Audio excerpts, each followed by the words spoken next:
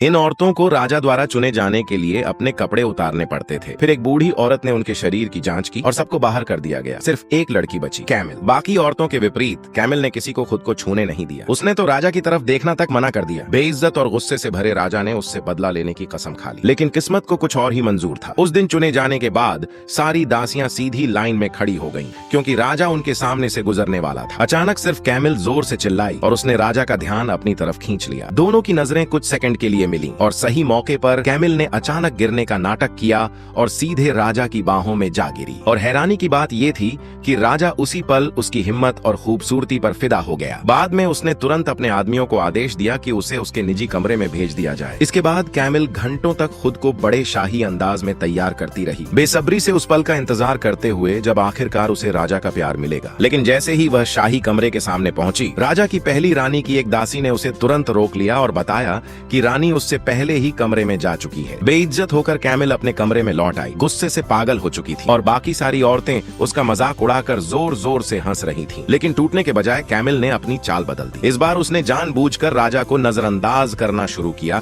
ताकि उसका ध्यान और ज्यादा अपनी तरफ खींच सके। और सच में उसका प्लान काम कर गया। राजा कैमिल को अपने ख्यालों से निकाल ही नहीं पा रहा था जब तक कि उसने उसे दोबारा बुलवा नहीं लिया। लेकिन इस बार कैमिल को पहले से भी ज्यादा खास सुविधाएं दी गईं। यहाँ तक कि उसके नहाने के समय भी 2 दासियां सिर्फ उसकी सेवा के लिए रखी गई थीं। कैमिल खुद को बिल्कुल एक रानी की तरह तैयार कर रही थी और जब वह आखिरकार कमरे में पहुंची तो राजा उससे अपनी नजरें हटा ही नहीं पाया। अपनी समझदारी से कैमिल धीरे धीरे राजा को पूरी तरह अपना दीवाना बना चुकी थी। लेकिन उनकी बढ़ती नजदीकियों ने राजा की पहली रानी को बेहद जलन से भर दिया। उसने कैमिल को हमेशा के लिए रास्ते से हटाने के लिए चुपके से राजा की माँ के साथ मिलकर साजिश रच ली। और जब राजा कई दिनों के लिए महल से बाहर था, तब कैमिल को खत्म करने के लिए रानी माँ ने जानबूझकर उसे शाही बगीचों में बुलाया। लेकिन तभी पड़ोसी राज्य के एक राजकुमार ने कैमिल को देखा और पहली नजर में ही उस पर मोहित हो गया। उसने तुरंत मांग की कि कैमिल उसकी होने वाली पत्नी बने। ये भयानक खबर सुनकर कैमिल इसे बिल्कुल भी स्वीकार नहीं कर पाई। वह घुटनों के बल रानी माँ के सामने गिर गई